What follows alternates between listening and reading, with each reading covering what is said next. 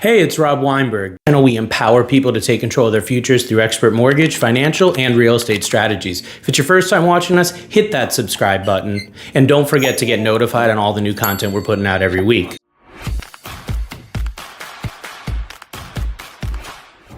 In our lesson today, I wanted to talk about creating your personal real estate team. Now, I know we've discussed in previous episodes about a wealth team that encompasses a CPA, a financial planner, an estate attorney, and a lot of other individuals to help you build your wealth. But I also understand that most of my viewers are focused on building their wealth through real estate and the part that real estate can play in your financial plan. So I wanted to drill down on really the first part of developing your wealth team. It's wealth team for beginners, your real estate team, your personal real estate team. And this is really going to encompass three main individuals, okay? It's going to be your real estate pro or your realtor who's going to help consult and negotiate with you and find homes, your mortgage lender or mortgage broker who's going to advise you on the financing options available, and then your real estate attorney or title company, okay, depending on what state that you're in. So these are going to be the three core people that you're going to need on your side, that you're going to need to vet to make sure that you have a good process. Because if any one of these three critical members are out of place, are not pulling their weight, or aren't doing their job at any point, it's going to create stress, it's going to create issues, it's going to create hassles during your pre-approval and your home buying process most specifically.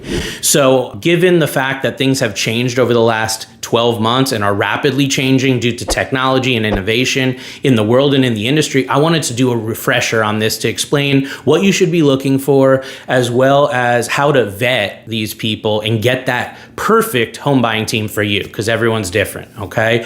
So I recommend that you start with the mortgage lender, because if you're needing to borrow money to buy a home and you're not paying cash, you need to get vetted out by a lender. You need to get a pre-approval. You need to at least have a minimum conversation and get a relationship going to know who you're going to trust with your financing.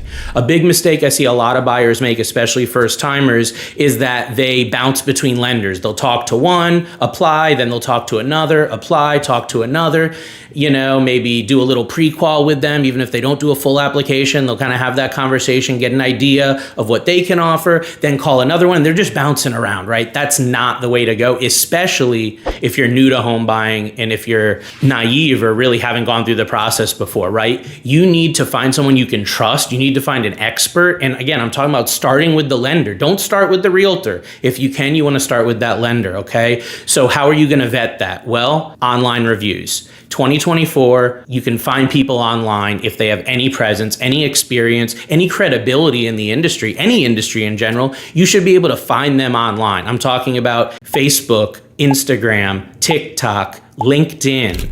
Okay, those four core. Google My Business to vet reviews, Yelp to vet reviews. Who are you talking to? Who are you dealing with? Are they a part-timer that just started? Have they only done a couple deals and you're a guinea pig? Or are they experienced? Do they have the wherewithal and the cojones, so to speak, to get you through the process from start to finish? Because it's not going to be easy most of the time, especially as a first-timer. You need someone to be able to get you from point A to point B in the shortest period possible with the shortest stress or least stress possible. And experience really does play into that.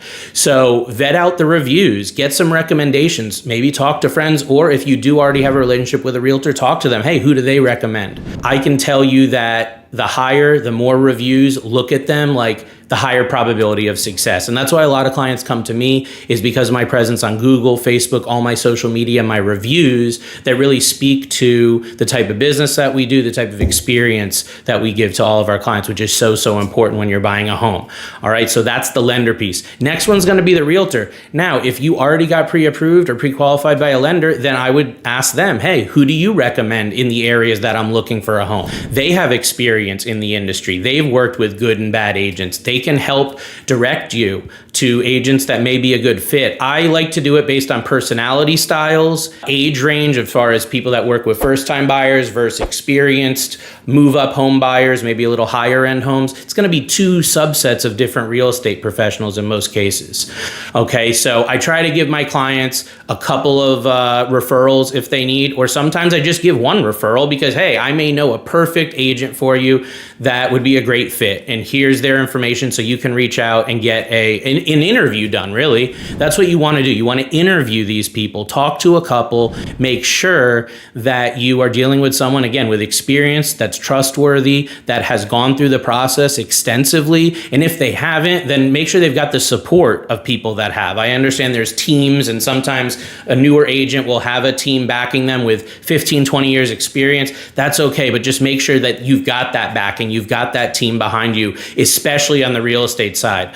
I've dealt with some agents that are really bad at communication, and it makes the mortgage and the home buying process difficult and cumbersome overall for everyone. So you want to make sure you're dealing with someone with enthusiasm for the industry too. I've seen some real estate pros that sound like they just got out of bed on every phone call. And it's like, we need enthusiasm. We need energy to get through the process, right? We need to be realistic and down to earth, but we also need to have that energy to guide and move things, move that needle, so to speak. Okay. So that's what I'll say as far as the real estate pros. Last one's going to be the real estate attorney. This one's so important because it's really the legal piece of the process. And this is a legal transaction, and it's a major transaction. So you want to make sure you've got that real estate attorney or title company, depending on what state you're in, to help with the legal piece of the process. They are involved a lot behind the scenes. You don't see a lot of the paperwork and the things that go on with a title company or real estate attorney, but they're doing just as much or more work than a lot of the others in the transaction. So make sure you've got someone good. You can vet them the same way that we talked about realtors and lenders: online reviews, referrals, and just making sure they've got that online presence. I've found that the ones that do a lot of volume, have experience, and do good transactions, they've got a breadth of social media presence, of online presence, Google, etc. Again, I mean, like, let's compare it to a doctor. Would you want to work with a doctor who's just doing their third surgery? Or do you want to work with a pro who's done 1,500 surgeries, just like the one you're about to get? I think it's obvious there. So don't like to throw people under the bus. I was new once too, and I know that it's difficult to start out, but you need to make sure you've got a support team and a mentor to do all that. And you need to make sure this real estate team is intact. Your mortgage lender, realtor, and your attorney or title company should be collaborating and working together through the process.